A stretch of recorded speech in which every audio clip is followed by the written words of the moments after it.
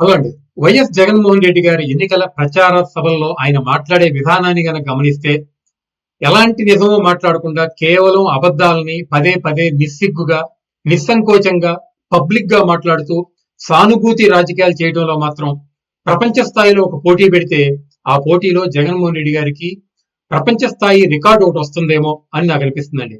ఎందుకనంటే ఈ రోజు గుడివాడలో జరిగిన మేమంతా సిద్ధం సభలో జగన్మోహన్ రెడ్డి గారు చెప్పినట్టు మాటలు కనుక గమనిస్తే ఎవరికైనా కానీ ఈ అభిప్రాయం వస్తుంది. అవేంటంటే ప్రజల సంక్షేమం కోసం, పేదల భవిష్యత్తు కోసం, పథకాలన్నీ కాపాడుకునేందుకు, పథకాలని కొనసాగించేందుకు, ప్రతి ఇంటి గౌరవాన్ని నిలబెట్టడం కోసం పెత్తందారులపై యుద్ధానికి మీరంతా సిద్ధమా అని అక్కడికి వచ్చిన వాళ్ళకి ఒక ప్రశ్న వేయడం జరిగింది. ఈ ప్రశ్న ద్వారా జగన్మోహన్ రెడ్డి గారు వాళ్ళకి ఏం చెప్పాలనుకున్నారంటే, ఈ రాష్ట్రంలో సంక్షేమ పథకాలు అనేవి నేను అంటే జగన్మోహన్ రెడ్డి గారు ముఖ్యమంత్రి అయిన తర్వాత 2019 తర్వాతే ఈ పేద ప్రజలకు పరిచయం అయినవి. అంతకు ముందు ఉన్నటువంటి ప్రభుత్వాలు కానీ ఉన్నటువంటి ముఖ్యమంత్రులు కానీ ఎవరూ కూడా ఒక్కటంటే ఒక్క సంక్షేమ పథకాన్ని కూడా ఈ పేద ప్రజలకు అందించలేదు. అలాంటిది నేను మాత్రమే సంక్షేమ పథకాలను అందించాను అని పేద ప్రజలకు గుర్తు చేసే ప్రయత్నం చేశారండి.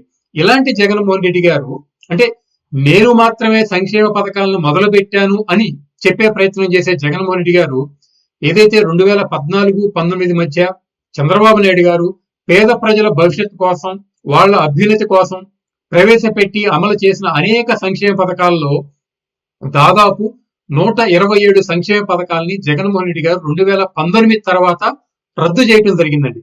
ఇలా ఆల్రెడీ పేద ప్రజలకు అందుతున్నటువంటి సంక్షేమ పథకాలను 127 సంక్షేమ పథకాలను రద్దు చేసిన జగన్మోహన్ రెడ్డి గారు తాను అమలు చేస్తున్న సంక్షేమ పథకాల ద్వారానే పేద ప్రజల కుటుంబాల్లో గౌరవం పెరిగింది అని చెప్తున్నారంటే, ఏ సంక్షేమ పథకాన్ని అందుకున్నటువంటి ఏ పేద కుటుంబం దిగువ మధ్య తరగతి నుంచి మధ్య తరగతికి కానీ ఎగువ మధ్య తరగతికి కానీ వచ్చింది అని కనుక గమనిస్తే, ఏ ఒక్క కుటుంబం కూడా దారిద్ర్య రేఖ దిగువ నుంచి ఎగువకు తీసుకురాబడలేదు అనేది ఇక్కడ మనం గమనించాలండి. దానికి కారణం ఏంటంటే జగన్మోహన్ రెడ్డి గారు బటనొకడు కార్యక్రమం ద్వారా కేవలం 10 రూపాయలు పేద ప్రజలకు ఇచ్చి, ఆ కుటుంబానికి ఇచ్చి, ఆ కుటుంబం నుంచి 100 నుంచి 1000 రూపాయలు వివిధ రూపాల్లో వాళ్ళ నుంచి లాగేసుకోవడం జరిగిందండి. అంటే అధిక ధరలైతే నిత్యావసర వస్తువుల ధరలైనా కానీ, విద్యుత్ ధరలు, ఆర్టీసీ ధరలు, అలాగే గ్యాస్ ధరలు, పెట్రోల్ ధరలు, అలాగే ఇంటి పన్ను, చెత్త పన్ను, ఇలా మీరు ఏ రూపంలో తీసుకున్నా కానీ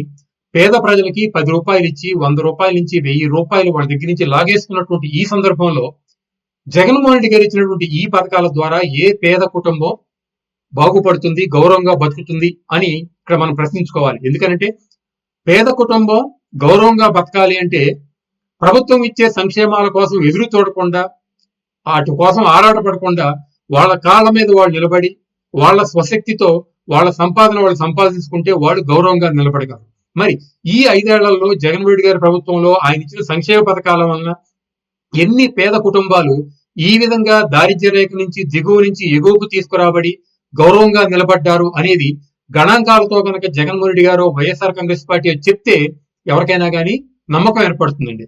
ఇక అదే విధంగా పెత్తందారులపై యుద్ధానికి సిద్ధమా అని ఈయన పెత్తందారులు అని పదే పదే ఎవరిని అంటారండి? పవన్ కళ్యాణ్ గారిని, చంద్రబాబు నాయుడు గారిని, టీవీ5, ఈటీవీ, ఏబిఎన్ పెత్తందారులు అని సంబోధిస్తారు. అయితే ఈటీవీకి కానీ, ఏబిఎన్ కానీ, టీవీ5 కానీ వాళ్ళకు ఉన్నది ఆ మీడియా సంస్థలు. చంద్రబాబు నాయుడు గారికి ఉన్నది రాజకీయం, అది కాకపోతే హెరిటేజ్ అనే సంస్థ. ఈ హెరిటేజ్ అనే సంస్థని వైఎస్ఆర్ కాంగ్రెస్ పార్టీ నాయకులు చాలా చులకనగా చంద్రబాబు నాయుడు పాలు పెరుగు అమ్ముకుని బతుకుతాడు అని హేళనగా మాట్లాడేవాడు.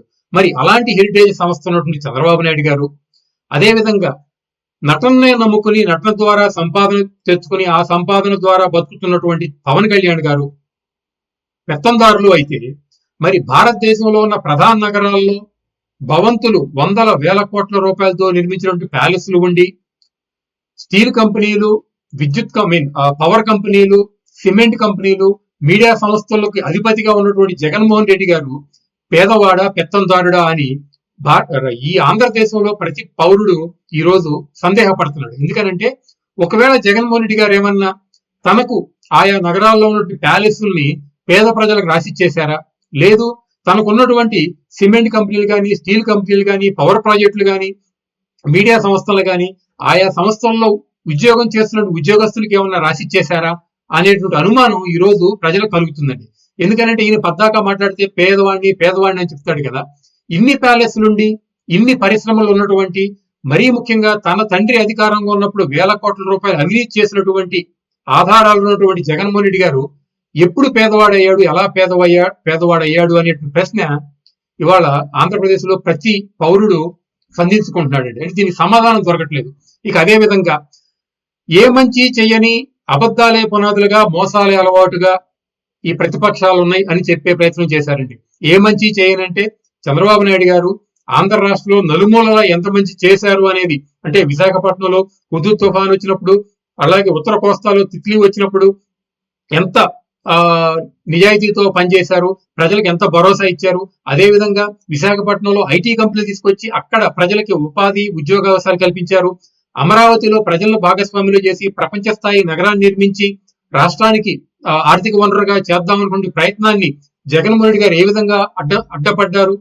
అదేవిధంగా రాయలసీమకి అయితే గనక ఏ రోజు నీళ్లు చూడని ఆ రాయలసీమ ప్రాంతానికి, మారుమూల ప్రాంతానికి కూడా నీళ్లు ఇచ్చి అక్కడ పరిశ్రమలు పెట్టేటువంటి ఆ వనరులు కల్పించినటువంటి చంద్రబాబు నాయుడు గారు మంచి చేయలేదంటే నమ్మేది ఎవరు?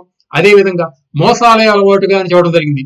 నిజంగా రాజకీయాల్లో మోసం ఎవరైనా చేశారంటే అది జగన్మోహన్ రెడ్డి గారు. ఎందుకంటే 2019 ఎన్నికల్లో అన్ని వర్గాలకి అలవిగాని హామీలు ఇచ్చి ఈ రోజున సిపిఎస్ రద్దు దగ్గర నుంచి, ప్రత్యేక హోదా దగ్గర నుంచి, మద్యపాన నిషేధం వరకు, డిఎస్సి మెగా డిఎస్సి వరకు, ప్రతి సంవత్సరం జాబ్ క్యాలెండర్, ఇలా చెప్పుకుంటూ పోతే అనేక వందల హామీల్ని తుంగలో దొక్కింది జగన్మోహన్ రెడ్డి గారు, మోసం చేసింది జగన్మోహన్ రెడ్డి గారు.